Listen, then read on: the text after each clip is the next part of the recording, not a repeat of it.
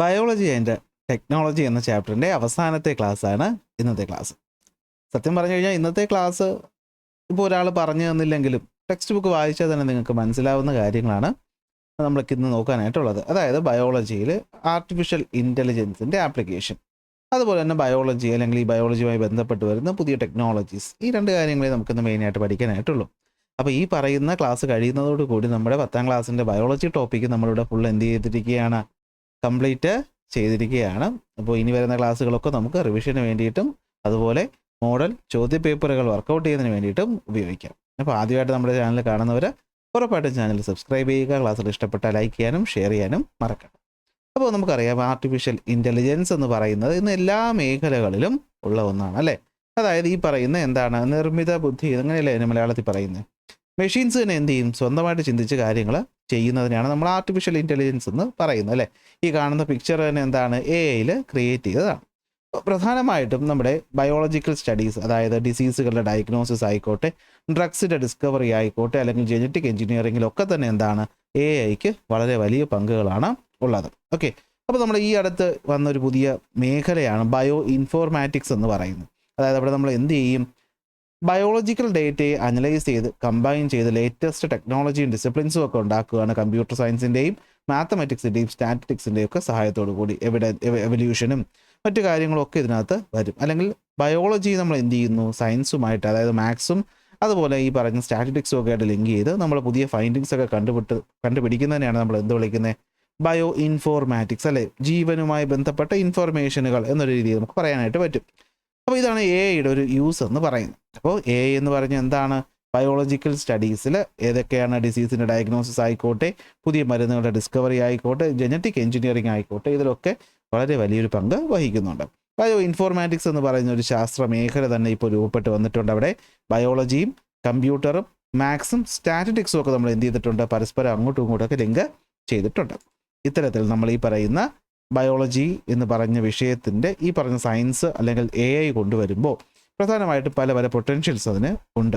For example ഇപ്പോൾ നോക്കുകയാണെങ്കിൽ personalised medicine technology അല്ലേ. ഓരോ വ്യക്തിയുടെയും ഡേറ്റ നമുക്ക് സിസ്റ്റത്തിൽ ഒന്ന് കൊടുത്തു കഴിഞ്ഞാൽ ആ പറയുന്ന ഡേറ്റ ഉപയോഗിച്ചിട്ട് ഓരോ വ്യക്തിക്കും ചേർന്ന് അല്ലെങ്കിൽ ഓരോ വ്യക്തിക്കും അനുയോജ്യമായിട്ടുള്ള റെക്കമെൻഡേഷൻസും മരുന്നും ട്രീറ്റ്മെൻറ്റും ഒക്കെ നമുക്ക് എന്ത് ചെയ്യാൻ പറ്റും, കമ്പ്യൂട്ടറിൻ്റെ സഹായത്തോടു കൂടി ചെയ്യാനായിട്ട് പറ്റും. അതുപോലെ അസുഖത്തിൻ്റെ ഡയഗ്നോസിസും ട്രീറ്റ്മെൻറ്റും നിങ്ങൾ തന്നെ ആലോചിച്ച് നോക്കി. ഇന്നൊരു ചെറിയ തലവേദന വന്നാൽ തന്നെ നമ്മൾ എന്ത് ചെയ്യും, നമ്മൾ അപ്പോൾ തന്നെ ഗൂഗിളിൽ കയറി നോക്കും അല്ലേ. അപ്പോൾ ഈ ഗൂഗിളിനകത്ത് ഈ പറഞ്ഞ ഡേറ്റ അല്ലെങ്കിൽ ഇൻഫർമേഷൻസ് ഉണ്ട്. അപ്പോൾ അത് നമുക്ക് എന്ത് ചെയ്യാൻ പറ്റും, ട്രീറ്റ്മെൻറ്റിന് ഉപയോഗിക്കാനായിട്ട് പറ്റും. ഇത് ഞാൻ സിമ്പിളായിട്ട് പറഞ്ഞത് എങ്കിലും നമുക്ക് പുതിയ മരുന്നുകളുടെ കണ്ടെത്തലും അതുപോലെ തന്നെ ഈ പറയുന്ന ഇപ്പോഴുള്ള മരുന്നുകളുടെ ഇഫക്റ്റീവ്നെസ് പ്രെഡിക്റ്റ് ചെയ്യുക, അങ്ങനെയുള്ള പല കാര്യങ്ങളും നമുക്ക് കമ്പ്യൂട്ടറും ബയോളജിയും തമ്മിൽ ലിങ്ക് ചെയ്യുന്നതിലൂടെ നമുക്ക് ഗുണകരമായിട്ട് കിട്ടുന്ന മാറ്റങ്ങളാണ്. ജീനോം സീക്വൻസിങ്, അതായത് നമ്മുടെ ജീൻ എഡിറ്റിങ്ങിൽ ജീനുകളുടെ സീക്വൻസ് ചെയ്യാനായിട്ട് നമ്മൾ ഈ പറഞ്ഞുള്ള ഗൈഡ് RNA ഒക്കെ പോകുന്നു. അതേ കാര്യം നമുക്കിന്ന് സോഫ്റ്റ്വെയറുകളുടെ സഹായത്തോടു കൂടിയും നമുക്ക് പ്രഡിക്റ്റ് ചെയ്യാനും പ്രിസൈസായിട്ട് ചെയ്യുവാനും നമുക്കിന്ന് സാധിക്കും. ബയോ ഇൻഫോർമാറ്റിക്സ് നമുക്ക് പറഞ്ഞു അല്ലെ, ജനറ്റിക് ഡേറ്റകൾ നമുക്കിന്ന് അനലൈസ് ചെയ്തിട്ട് ഇപ്പോൾ നമുക്ക് ഈ പറഞ്ഞാൽ ഹെറിഡിറ്ററി ഡിസീസുകൾ ആർക്കൊക്കെ വരാം, അല്ലെങ്കിൽ ഈ പറഞ്ഞ ഇനി വരാൻ പോകുന്ന ജനറേഷൻ എന്തൊക്കെ രോഗങ്ങൾ ഉണ്ടാകാൻ സാധ്യതയുണ്ട്, അതൊക്കെ മുൻകൂട്ടി പ്രഡിക്റ്റ് ചെയ്യാനൊക്കെ നമുക്കിതുകൊണ്ട് സാധിക്കും. പൊല്യൂഷൻ കുറയ്ക്കുന്നതിന് വേണ്ടിയിട്ട്, അതായത് ഈ പറഞ്ഞ പൊല്യൂഷൻ്റെ ലെവലുകൾ നമുക്ക് കുറയ്ക്കുന്നതിന് വേണ്ടിയിട്ട് നമുക്ക് ബയോളജിയും ടെക്നോളജിയും യൂസ് ചെയ്യാനായിട്ട് പറ്റും. അഗ്രികൾച്ചർ ഇമ്പ്രൂവ് ചെയ്യുന്നതിന് വേണ്ടിയിട്ട്, സോയിലിൻ്റെയും മറ്റു ക്വാളിറ്റികളും കൂട്ടാൻ വേണ്ടിയിട്ട്, അസുഖങ്ങൾ ചെടിക്ക് വരുന്ന അസുഖങ്ങൾ പ്രെഡിക്റ്റ് ചെയ്യാൻ വേണ്ടിയിട്ടൊക്കെ നമുക്കിന്ന് ബയോളജിയും ടെക്നോളജിയും യൂസ് ചെയ്യാനായിട്ട് പറ്റും. അപ്പോൾ ബയോളജിയും ടെക്നോളജിയുടെയും ഗുണം എന്ന രീതിയിലായിരിക്കും ഇവിടുന്ന് ഒരു ചോദ്യം വരികയാണെങ്കിൽ നമുക്ക് പ്രതീക്ഷിക്കാൻ പറ്റുന്നത്. അപ്പോൾ പേഴ്സണലൈസ്ഡ് മെഡിസിനിൽ എന്താണ്, ജനറ്റിക്സും ഹെൽത്ത് ഡേറ്റയും നമുക്ക് ഒരുമിച്ച് അനലൈസ് ചെയ്ത് ട്രീറ്റ്മെൻറ്റുകളും മരുന്നുകളും അതുപോലെ തന്നെ മറ്റ് അസുഖങ്ങൾ കണ്ടെത്താനും പറ്റും. കൃഷിയിൽ മണ്ണിൻ്റെ ഹെൽത്ത് പോലെ പ്രെഡിക്റ്റ് ചെയ്യാനും അതുപോലെ തന്നെ ക്രോപ്പ് ഡിസീസുകൾ മാറ്റാനും പറ്റും. പൊല്യൂഷൻ കുറയ്ക്കാനുള്ള ഫിക്സസ് അല്ലെങ്കിൽ അതിനുള്ള മെത്തേഡുകൾ, ജീൻ എഡിറ്റിംഗ് പോലെ ടെക്നോളജികൾ, അതുപോലെ ബയോ ഇൻഫോർമാറ്റിക്സിലൊക്കെ നമുക്ക് ടെക്നോളജി എന്ന് യൂസ് ചെയ്യാനായിട്ട് സാധിക്കും. ഇത്രയേ ഉള്ളൂ, ഇതിനകത്ത് വേറൊന്നുമില്ല. ഓക്കെ, ഇനി technological possibilities in the environmental conservation. നമുക്കിന്ന് ഈ പറഞ്ഞ എഞ്ചിനീയറിങ്ങും കമ്പ്യൂട്ടർ സയൻസും മാത്സും ഒക്കെ ഉപയോഗിച്ചിട്ട് നമ്മുടെ എൻവയോൺമെൻറ്റ് കൺസർവ് ചെയ്യാനായിട്ട് നമുക്ക് എന്തൊക്കെ കാര്യങ്ങൾ ചെയ്യാനായിട്ട് പറ്റും, അല്ലെങ്കിൽ എന്തൊക്കെ മെത്തേഡ്സ് ഉണ്ട്. ഇവിടെ കണ്ടോ, വൈൽഡ് ലൈഫ് ട്രാക്കിംഗ് സെൻസർ. നിങ്ങളിതൊക്കെ ഈ പറഞ്ഞ യൂട്യൂബിലൊക്കെ കണ്ടിട്ടുണ്ടാവും അല്ലെ. മൃഗങ്ങളുടെ ദേഹത്ത് സെൻസർ ഘടിപ്പിച്ച്, പറവകളുടെ ദേഹത്ത് സെൻസർ ഘടിപ്പിച്ച് അവരുടെ ഈ പറയുന്ന ജീവിത രീതികൾ മനസ്സിലാക്കിയെടുത്തുകൊണ്ട് നമുക്ക് പുതിയ ഡേറ്റകൾ ക്രിയേറ്റ് ചെയ്യാനായിട്ട് പറ്റും അല്ലെ. ഹെൽപ്പ് വൈൽഡ് ലൈഫ് കൺസർവേഷൻ അല്ലെ എൻഡേഞ്ചേർഡ് സ്പീഷീസുകളെ പറ്റി പഠിക്കാൻ വേണ്ടിയിട്ടൊക്കെ നമുക്കിത് ഉപയോഗിക്കാനായിട്ട് പറ്റും.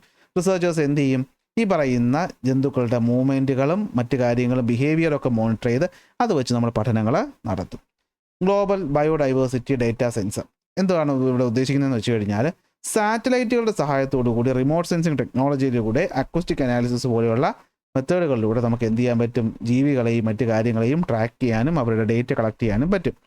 ക്രയോ പ്രിസർവേഷൻ എന്ന് വെച്ചാൽ ഈ ക്രയോ പ്രിസർവേഷൻ എന്ന് വെച്ചാൽ നിങ്ങൾ ഈ അവതാർ പോലുള്ള സിനിമയിലൊക്കെ ചിലപ്പോൾ കണ്ടിട്ടുണ്ടായിരിക്കും. നമ്മളെ ലിവിങ് സെല്ലുകളെ എന്ത് ചെയ്യാൻ പറ്റും, എക്സ്ട്രീംലി ലോ ടെമ്പറേച്ചറിൽ കൊണ്ടുപോയിട്ട് നമുക്ക് കാലങ്ങളോളം സൂക്ഷിച്ചു വയ്ക്കാൻ പറ്റും. അതായത് ഈ പറയുന്ന എക്സ്ട്രീംലി ലോ ടെമ്പറേച്ചർ വരുമ്പോഴത്തേക്കും ഇതിന് കേടുപാട് കൂടാതെ കാലങ്ങളോളം ഇരിക്കാനായിട്ട് പറ്റും. അപ്പോൾ അതുകൊണ്ട് നമുക്ക് പിന്നീട് നമുക്കിപ്പോൾ എൻഡേഞ്ചേർഡ് ആകാൻ പോകുന്ന സ്പീഷീസുകൾ അവരുടെ ഈ പറഞ്ഞ കാര്യങ്ങൾ കളക്ട് ചെയ്ത് വെച്ചിട്ട് നമുക്കത് പിന്നീട് അവരെ റീക്രിയേറ്റ് ചെയ്യാനോ അല്ലെങ്കിൽ അത് എൻഡേഞ്ചറിങ് സംഭവിക്കാതിരിക്കാനോ ഒക്കെ നമുക്ക് സാധിക്കും.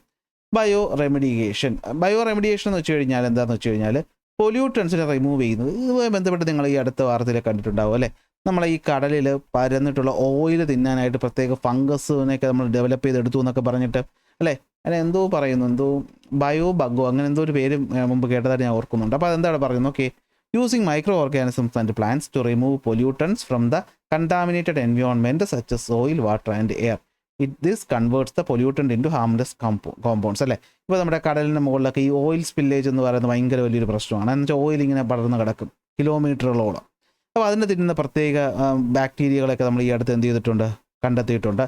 അപ്പോൾ ആ കണ്ടെത്തിയതിലൂടെ നമുക്ക് എന്ത് ചെയ്യാൻ പറ്റും, പൊല്യൂഷൻ കുറയ്ക്കാനും പറ്റും. അപ്പോൾ എൻവയോൺമെൻറ്റിനെ പ്രൊട്ടക്റ്റ് ചെയ്യാൻ വേണ്ടിയിട്ട് അല്ലെങ്കിൽ വൈൽഡ് ലൈഫിൻ്റെ കൺസർവേഷന് വേണ്ടിയിട്ട് നമുക്ക് എന്തൊക്കെ മെത്തേഡുകളുണ്ടെന്ന് വെച്ച് കഴിഞ്ഞാൽ വൈൽഡ് ലൈഫിനെ ട്രാക്ക് ചെയ്യുന്ന സെൻസറുകളുണ്ട്.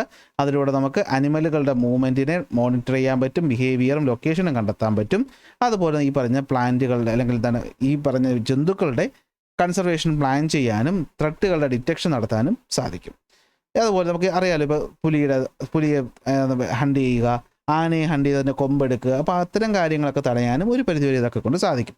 ഗ്ലോബൽ ബയോഡൈവേഴ്സിറ്റി ഡേറ്റ സെൻസർ ഉപയോഗിച്ച് നമുക്ക് സാറ്റലൈറ്റുകളിലും മറ്റ് മെത്തേഡുകൾ ഉപയോഗിച്ചിട്ട് നമുക്ക് ബയോഡൈവേഴ്സിറ്റിയെ പറ്റിയിട്ട് പഠിക്കാൻ പറ്റും. അതായത് വനമേഖലയിൽ കുറവ് സംഭവിച്ചു, കൂടുതൽ സംഭവിച്ചു, ഏതെങ്കിലും പ്രത്യേക ചെടികളുടെ അളവ് പ്രത്യേകിച്ച് കുറയുന്നുണ്ടോ കൂടുന്നുണ്ടോ, ആ കാര്യങ്ങളൊക്കെ നമുക്ക് കണ്ടുപിടിക്കാനായിട്ട് പറ്റും.